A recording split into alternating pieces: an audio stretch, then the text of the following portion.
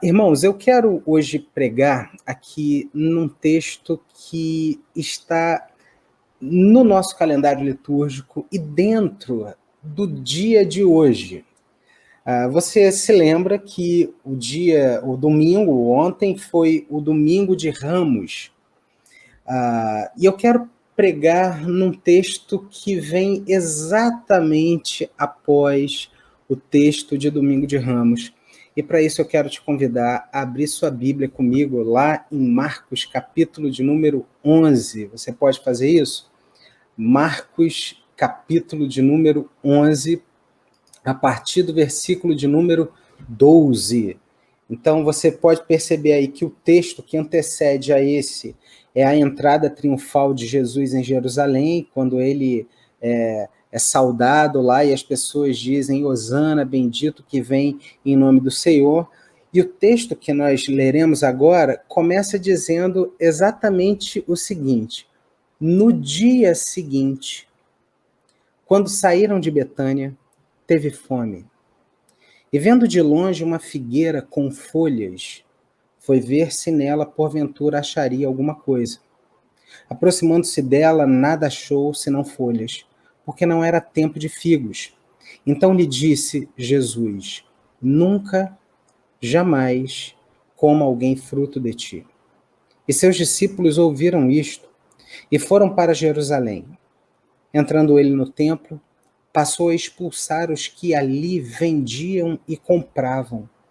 Derribou as mesas dos cambistas e as cadeiras dos que vendiam pombas. Não permitia que alguém conduzisse qualquer utensílio pelo templo. E também os ensinava e dizia: não está escrito?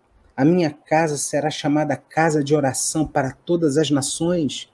Vós, porém, a tendes transformado em covil de salteadores. E os principais sacerdotes e escribas ouviam essas coisas e procuravam um modo de lhe tirar a vida, pois o temiam, porque toda a multidão se maravilhava da sua doutrina. Em vindo a tarde, saíram pela cidade. E passando eles pela manhã, viram que a figueira secara desde a raiz. Então Pedro, lembrando-se, falou: Mestre, eis que a figueira que amaldiçoaste secou. Ao que Jesus lhes disse: tende fé em Deus. Porque em verdade vos afirmo que se alguém disser a esse monte: ergue-te e lança-te no mar, e não duvidar no seu coração, mas crer que se fará o que diz, assim será com ele. Por isso vos digo que tudo quanto em oração pedirdes, crede que recebestes, e será assim convosco. E quando estiverdes orando, se tendes alguma coisa contra alguém, perdoai, para que o vosso Pai Celestial vos perdoe as vossas ofensas. Mas, se não perdoardes também, vosso Pai Celestial não vos perdoará as vossas ofensas. Crise. Nós vivemos dias de crise. Crise política, crise na saúde, crise financeira, crise na alma e no coração. O texto que nós lemos começa falando para nós a respeito de uma crise que existia nos tempos de Jesus. Você sabe que nesse momento, no ministério de Jesus, ele está prestes a entregar a sua vida na cruz, e ele agora já está em Jerusalém, onde ele seria julgado, condenado.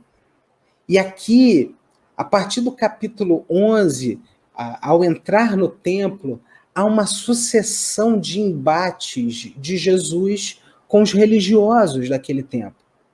Jesus, ele revela a crise profunda que havia no coração daqueles homens. Homens que diziam amar a Deus, mas não amavam. Homens que diziam amar a obra de Deus, mas não amavam.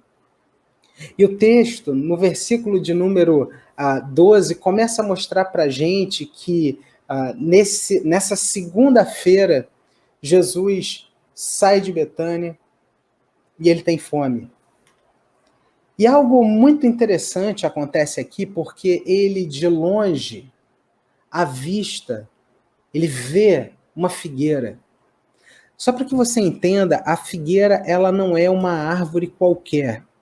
A figueira ela é uma árvore, segundo os estudiosos bíblicos, muito utilizada para o descanso daqueles que caminhavam por longos tempos, que faziam longas caminhadas no deserto. Eles podiam, debaixo de uma figueira, a figueira ela possui uma grande copa, eles podiam descansar e se alimentar. E o texto diz que de longe Jesus vê essa figueira e ele vai até ela. E ao chegar, ele não encontra nenhum fruto. Ele amaldiçoa essa figueira e ele caminha na direção do templo. Ao chegar no templo, o versículo de número 17 mostra para a gente claramente que ele fala que a minha casa será chamada casa de oração para todos os povos, mas os homens, aqueles homens, haviam transformado ela em um lugar de covil de salteadores. Jesus, ele chega no templo, ele olha para o templo, ele vê o templo lotado, muita gente, inúmeras pessoas, mas elas não estavam ali para o propósito único e verdadeiro do templo, que é ser um lugar de adoração, que é ser um lugar de oração, que é ser um lugar de busca à face do nosso Deus. E aí algo salta aos nossos olhos aqui, porque uma aplicação muito interessante pode ser tirada dessas duas passagens, porque, na verdade, uma explica a outra. Jesus, ele olha de longe uma figueira e ao chegar perto dessa figueira, ela não tem nenhum fruto. De longe ela tem muitas folhas, de longe ela possui uma grande copa, ela é uma árvore frondosa, mas de perto não há vida, não há fruto. Jesus, ele vê de longe o templo. E ao ver o templo de longe, ele vê muita gente. Ele vê as pessoas se movimentando ali, mas quando ele chega próximo ao templo, ele percebe o que as pessoas faziam ali. Um escambo. Elas vendiam as suas coisas. O que é mais interessante é a gente perceber que a árvore, ela tipifica o templo. E uma pergunta salta para nós numa hora como essa. Porque nós devemos fazer uma seguinte reflexão de longe. O que Jesus vê na nossa vida? De perto, o que ele encontra? Folhas ou frutos? Essa é a crise da religião, que leva as pessoas a uma vida corrida, aonde elas procuram, através daquilo que fazem, obter uma justificação, aonde elas acham que a salvação está nos seus próprios méritos particulares, naquilo que elas fazem, naquilo que elas conquistam. E Jesus, ele olha para aquelas pessoas e diz: vocês estão perdidos. Vocês transformaram a minha casa em um local de covil de salteadores. A história continua. E algo muito marcante para mim acontece que na terça-feira, no dia seguinte, Jesus, ele vai com seus discípulos, ele vai para Jerusalém, eles passando pela manhã, saindo agora, eles veem a figueira. E aí, preste muita atenção, porque Pedro faz um relato aqui de extrema importância para nós. Pedro diz assim, versículo de número 21. Então Pedro, lembrando-se, falou: Mestre, está aí, a figueira que o Senhor amaldiçoou, ela secou. Eu confesso a vocês que quando eu leio esse texto, eu fico imaginando assim, sabe uma criança que fica extasiada quando vê alguma coisa e que ela fala assim, pai, olha só o que está acontecendo ali, olha só. Eu consigo associar muito essa fala de Pedro para Jesus, mais ou menos nesse tom, mestre, eis que a figueira que o Senhor amaldiçoou, ela secou. E para mim, essa fala de Pedro, ela é carregada de um assombro, mas ela é também carregada de um medo. É mais ou menos aquele medo que Pedro teve quando Jesus o chamou para ser um pescador de homens, quando ele estava ali naquele mar e Jesus manda ele lançar a rede e ele faz uma linda pescaria e ele diz para Jesus, mestre, retira-te de mim porque eu sou pecador. Eu consigo imaginar um tom muito próximo, muito parecido aqui, onde Pedro está extasiado, vendo agora aquela figueira que havia secado, e Jesus, que sonda, que conhece o coração, olha para Pedro e diz para ele assim, versículo de número 22, ao que Jesus lhe disse, tende fé em Deus. Eis aqui o nosso grande desafio na nossa vida. Porque nós fomos alcançados por Deus. E eu tenho uma plena certeza de que você, por estar aqui, por desejar ouvir a palavra, você é alguém que tem sido trabalhado pelo Espírito Santo de Deus, você tem sido uma pessoa que o Senhor tem moldado a sua vida, você é uma pessoa que anela por Deus, que busca o Senhor. Mas eu sei que você, assim como eu, tem suas crises, tem os seus problemas, enfrenta as suas lutas. Você tem aí a sua segunda-feira, a sua terça-feira, os gigantes que você precisa vencer ao longo da sua semana, os seus medos, as suas preocupações, as suas angústias, as lágrimas que caem do seu rosto quando muitas vezes ninguém vê e ninguém consegue imaginar. E é num momento em que os discípulos estão diante dessa crise que Jesus fala, tendes fé em Deus. Para mim esse é o maior desafio da nossa vida, irmãos e irmãs. Porque se fomos alcançados, lavados e remidos pelo sangue do Cordeiro, eu e você precisamos agora viver não por aquilo que vemos, mas por aquilo que cremos.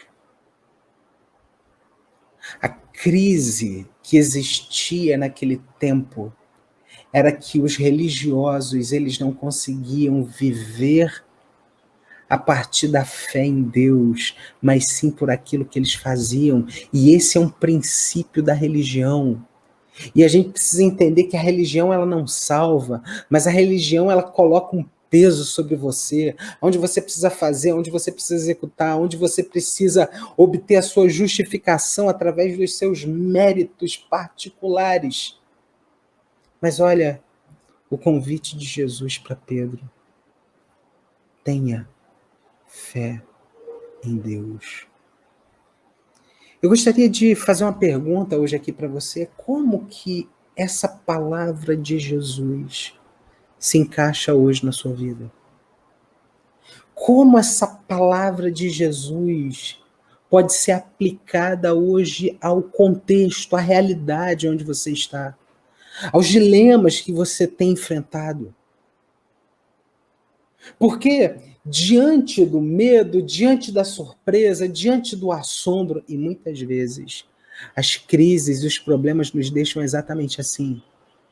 A palavra de Jesus é: tenha fé em Deus. E o que é lindo é que o próprio Senhor Jesus, ele continua dizendo, a partir daí, ele fala para Pedro o seguinte, olha, versículo 23, porque em verdade eu afirmo a vocês que se alguém disser a esse monte, ergue-te e lança-te no mar, e não duvidar no seu coração, mas crê que se fará o que se diz, assim será com ele. Por isso vos digo que tudo quanto em oração pedirdes, crede que recebestes, e assim será convosco. Jesus está dizendo aos discípulos: creiam em Deus e vivam pela fé. Quais são as montanhas que nessa noite você tem aí diante de você? Note que é um convite feito pelo Senhor Jesus. Note que o Senhor Jesus, diante do assombro dos discípulos, dá a eles uma palavra. E continua dizendo que se vocês tiverem fé, grandes coisas acontecerão. Irmãos, nós vivemos dias muito difíceis. Nós vivemos dias de grande provação. Nós vivemos dias em que nós somos levados ao extremo da nossa vida. E eu me lembro do salmo que lemos aqui no início do culto, o salmo de número 23, quando o texto diz: ainda que eu ande no vale da sombra da morte. Vê se isso não é um extremo. Não temerei mal nenhum, porque tu estás comigo. A tua vara, teu cajado me consolam. Eu quero dizer para você uma coisa, que diante de um cenário de crise, nós precisamos colocar em prática a nossa fé.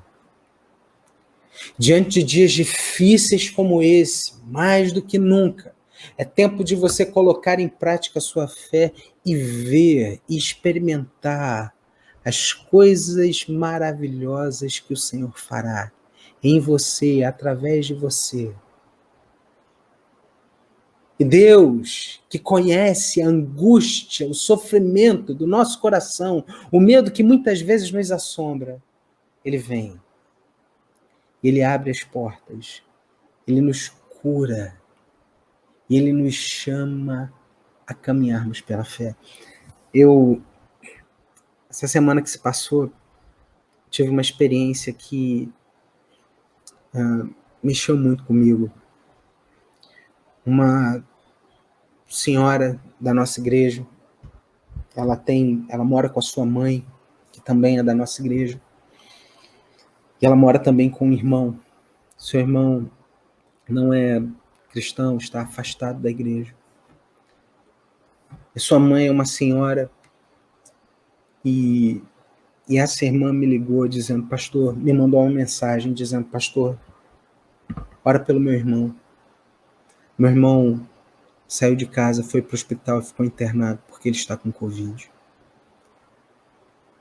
E quando ela me mandou aquele áudio, aquele não foi para mim um áudio qualquer, porque ao ouvir a voz daquela minha irmã,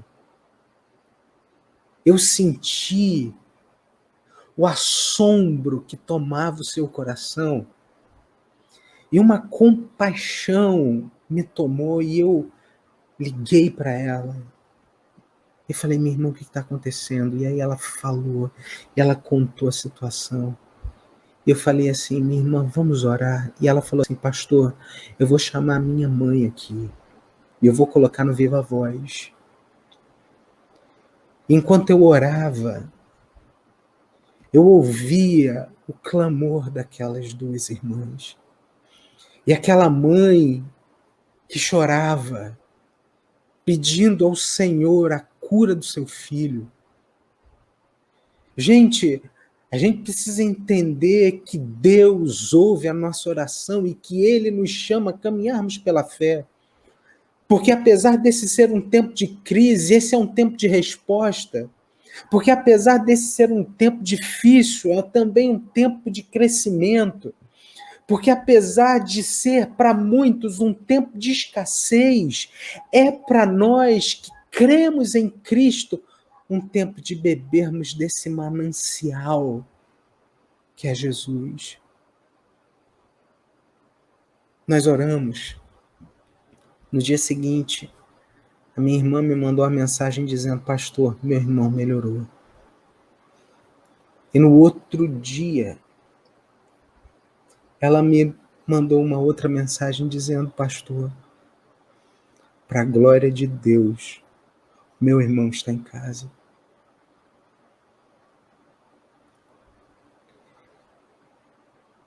Eu entendo, irmãos e irmãs, que o Senhor nos chama a colocarmos em prática a nossa fé. E eu sei que você tem os seus dilemas, as suas angústias e as suas dores, os seus problemas, as dúvidas, as incertezas que estão aí. Mas o Senhor Jesus, Ele olha para nós, e assim como Ele falou para Pedro, essa palavra também deve ecoar no nosso coração. Tende fé em Deus. Porque em verdade eu afirmo a vocês que se alguém disser a esse monte, ergue-te e lança no mar, e não duvidar no seu coração, mas crê que se fará o que se diz, assim será com ele. Você crê nessa palavra? Você crê que o seu Deus hoje tem o poder para mudar todas as coisas e transformar todas as coisas na sua vida? Você crê que o seu Deus tem poder para transformar a sua casa? Você crê que o seu Deus tem poder de tocar no coração daquele seu filho que está longe da igreja? De converter o coração do seu marido que ainda não é crente? Você crê que o seu Deus tem o poder de abrir portas e te dar uma nova oportunidade de emprego? Você crê que o seu Deus tem o poder de te curar? E de você que está hoje no leito de um hospital, você crê que o Senhor tem o poder de te tirar desse leito? Você crê que o seu Deus tem o poder de curar aquele amigo, aquela pessoa que você tanto ama? Irmãos, o Senhor Jesus nos convida a andarmos pela fé, porque o justo viverá pela fé. Crise, oportunidade de crescimento. Crise, oportunidade de viver com Deus e viver para a glória de Deus. Crise, oportunidade de vivermos com Cristo, seguindo-o e glorificando-o em todas as coisas. Eu quero orar com você. Você que hoje entende que precisa colocar em prática a sua fé. Você que hoje, ao ouvir essa palavra, entende que é o Senhor quem te chama. Filho meu, coloque em prática a sua fé. Você que talvez não consiga ter uma perspectiva de futuro. O Senhor Jesus fala para nós: tenha fé em Deus.